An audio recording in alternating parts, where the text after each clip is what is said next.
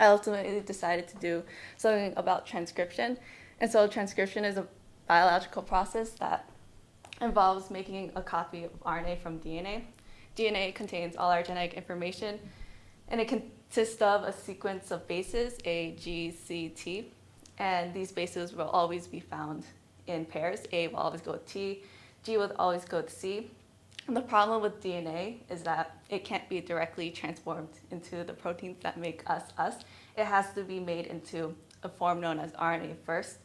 And the only difference between RNA and DNA, the main difference here is that for RNA, it consists of the bases A, U, G, and C. So A will go with U, and while C will still go with G.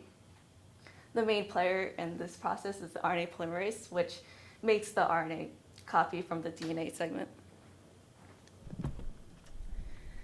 So Mei-Kin Yuen is my brother, and he's a digital forensic examiner. He majored in computer science a long time ago. He helped me with preparing an outline for my game and planning it, and that was one of the most crucial aspects of the development. Mr. Freeman is my current computer science teacher, and he helped make my game more readable, make my code more readable, less busy, and he gave me tips how, for this presentation, how not to include technical jargon and throw it at you guys. So what I learned, so with anything, planning is important, but that goes double for programming, because if you don't know where you want to go with your code, if you don't know what you want to accomplish, you're going to get lost. So you're going to have some code that's going to have mistakes. You're going to add some more code to bandage the mistakes, and so on and so on. And then you're going to have 10 lines of code to accomplish one thing that could have been shortened down into 2 lines of code, and that goes against everything that programming is. Computers are supposed to make your life simpler and less difficult. I was able to apply what I learned in my computer science class into developing this game. I was able to improve my programming skills. So these are just examples of my code. This portion shows how the game handles user input. So the player jumps when something is pressed or something is clicked. This one shows how the base G is created and the animation is created for the game. So I think this project helped affirm my interest in computer science and biology. I plan on attending Amherst College next year, and I hope to double major in computer science and biology. I'll show you some of my game first.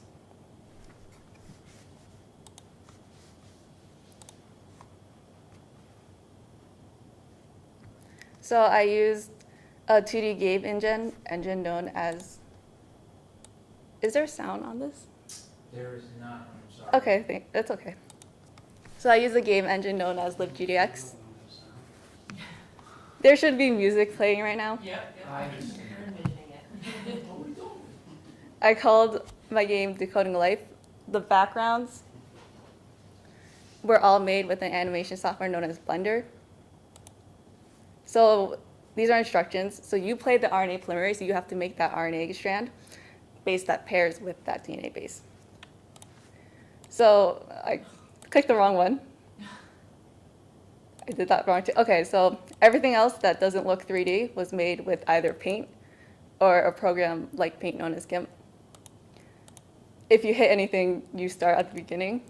It's not very long, but that was just a little bit a part of mine. Thank you for your time. If you have any questions.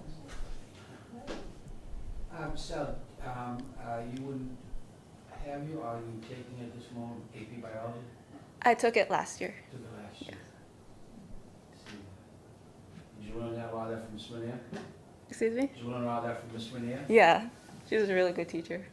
So when you go off to college, what area are you thinking of focusing on, the computer or the bio piece? I was thinking about focusing on computer science first, and hopefully focus on biology, and maybe as a minor, maybe as a double major, but mainly computer science. You said your uncle that can help your brother?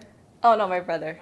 What is a digital forensic examiner? What do they do? What he does, he tracks people down using their basically computer footprint. Wow, what's cool. Yeah. It must be really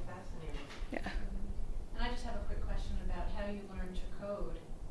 Oh, for this? Okay, so And do you find it to be a little tedious?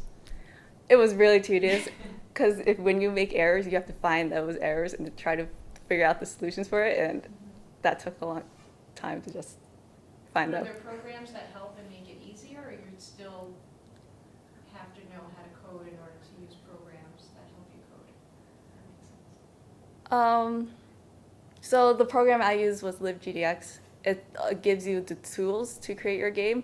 I had to follow walkthroughs and tutorials online to figure out how to implement those tools. Yeah. But I learned a lot about LibGDX. I learned a lot about the program called Blender. They have huge learning curves, but I was able Okay. to overcome those. Yeah. Right. Great job. Yeah, Thank you, that's very Sarah. nice. Thank Thank you you. very much. Thank you.